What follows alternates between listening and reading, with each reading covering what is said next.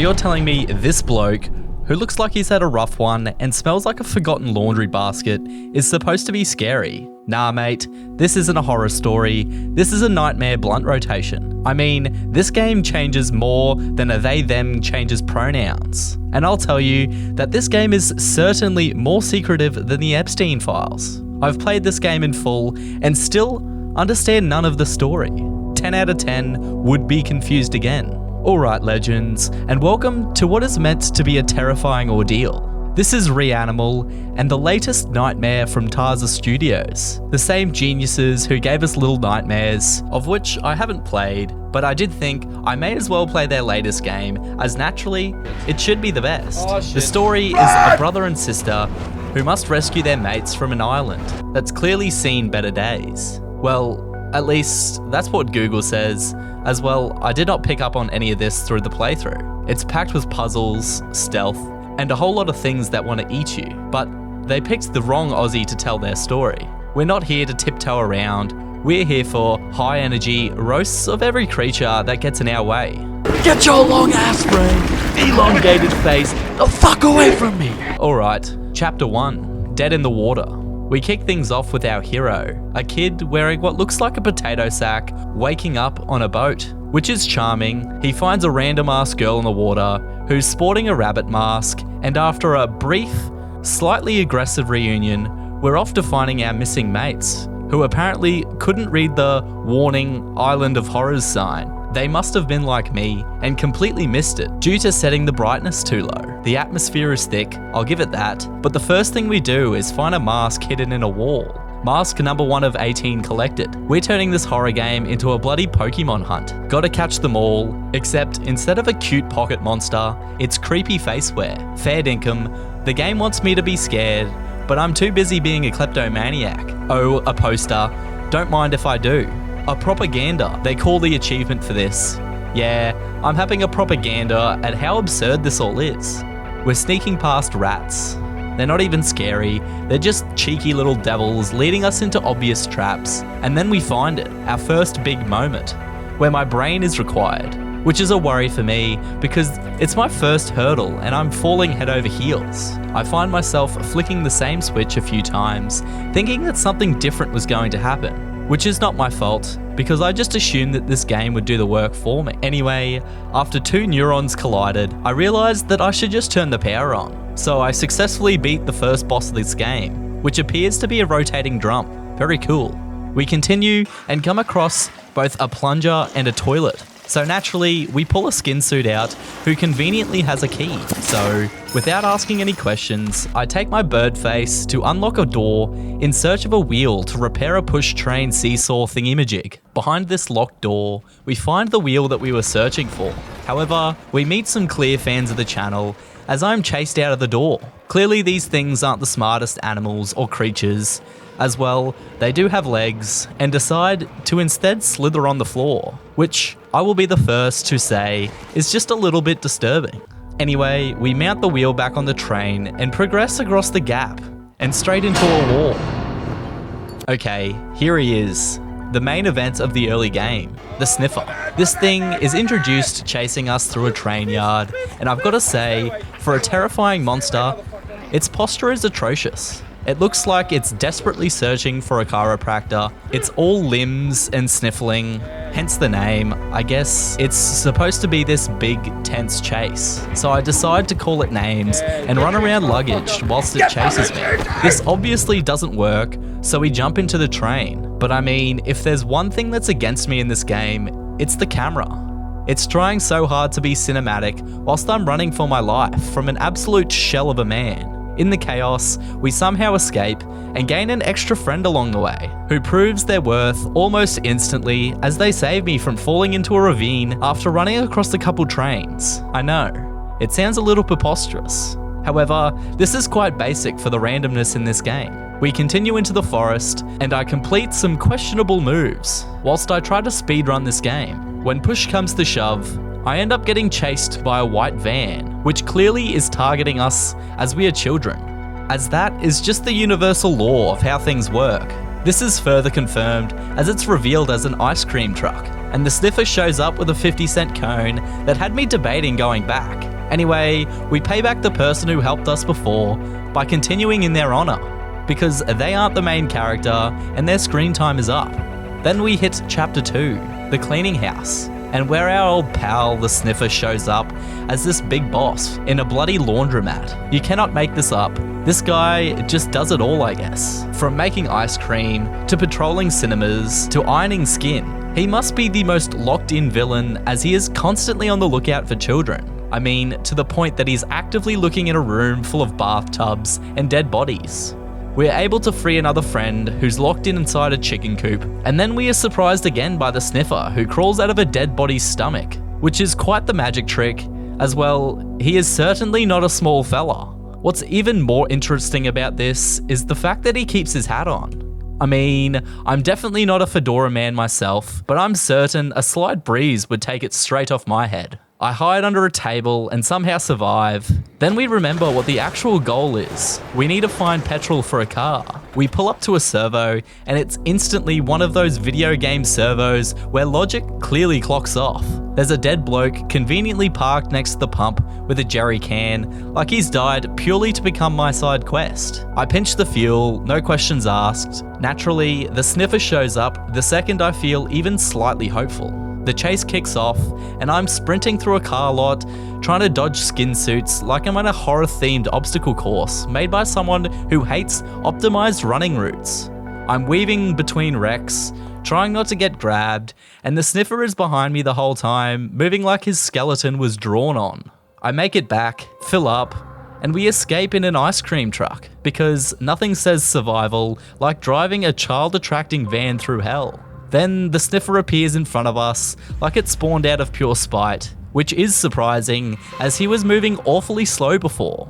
I run him over, and for half a second, I'm like, I've solved horror with 1 ton of delicious retribution. He gets up anyway, and starts attacking through the ice cream window, like he's ordering a Magnum in my ribcage. So I politely send cold steel into his elongated face a few times, until he does that I'm dead performance.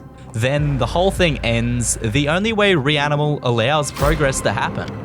We launch off a cliff and end up back on the starting beach. After that, we take the boat into a minefield on water, which is already cooked because apparently the ocean's been booby-trapped by a psycho engineer.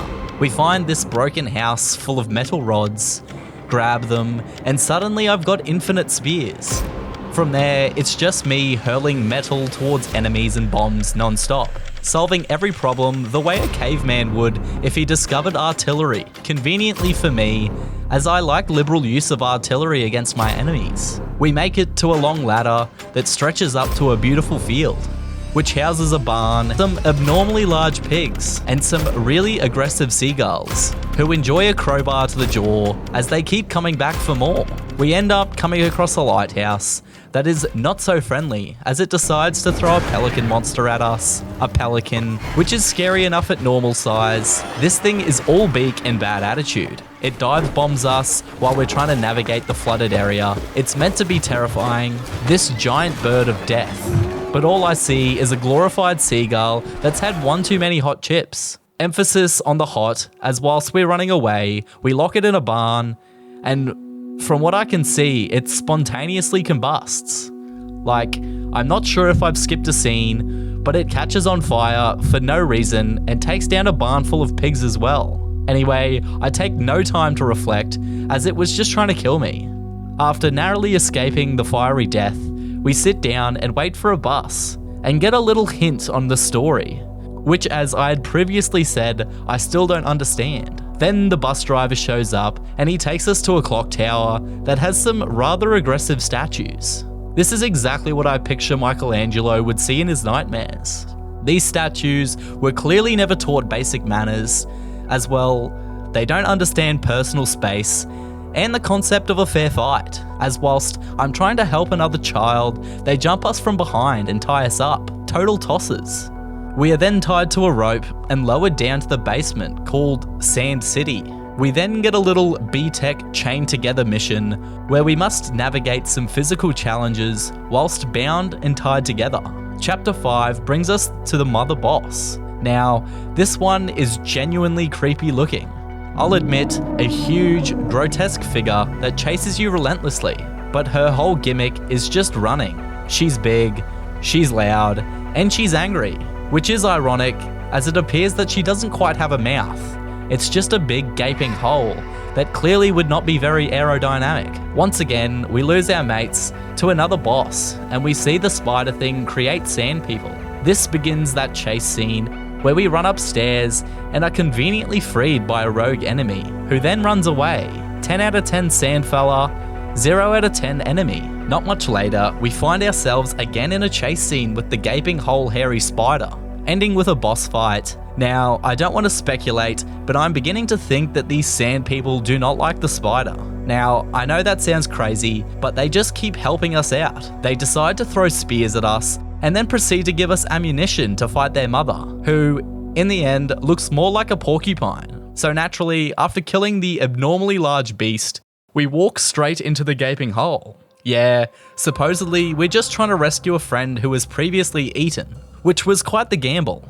We head outside and hitch a ride from some lovely fellas who are heading straight for the battlefield. We get into a rather aggressive crash into a fallen tunnel, which is right next to a tower that sits above an anti-aircraft military-grade turret. This is where the game takes a dramatic change into a milsim. But before we dive into that, the game decides that the AI wants to stop working, as my sister just stops following me, which doesn't work the greatest for a 2-player game. Anyway, after a tactical game reset, we head over the water to the turret, of which we aim directly at a sea creature who was probably just minding their business. But I'm allergic to crustaceans, and from the theme of this game, they were probably going to kill me, so no harm done.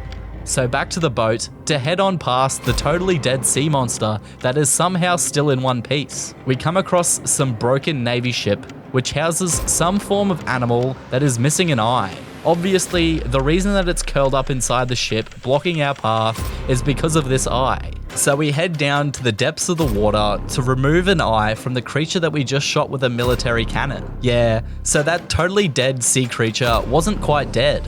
So we just performed surgery on a live specimen. I'm really beginning to wonder if we are the protagonist. But again, I decide not to stress over the semantics. Leave a comment below if you think we are in the wrong. I am no doctor, but I'm certain that just placing the eye in the position where it was missing from does not return vision.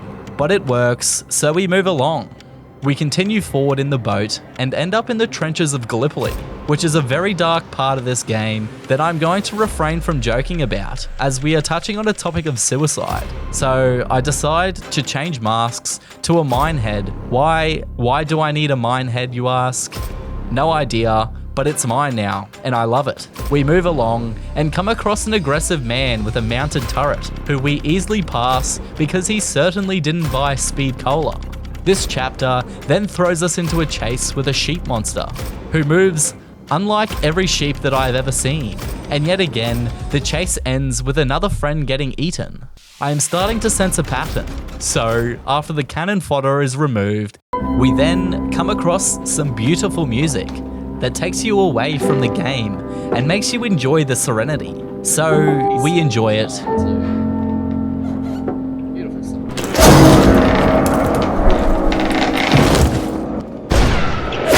Following this, we get shot at aggressively by someone who has absolutely no trigger discipline and terrible foresight. I mean, at least try to predict a shot. Now, you know that lamb from before? Well, yeah, it's evolved into a lamb spider as it's grown multiple other legs. But that's a later issue as we crawl on past it to get our revenge on the pesky sniper. In true Reanimal fashion, we get revenge by using a rocket launcher, which is not at all where I thought that we'd be going with it, but I am certainly happy for it. The only natural progression for the story would be for us to get a tank for the final boss fight, with the now lamb spider amalgamation, where we are chased whilst constantly shooting the lamb with a tank. In the end, we fall underground and in success exit the tank, only to get eaten and forced to play as the other character, and then once again eaten. I really am 2 for 2 in getting eaten by this enemy.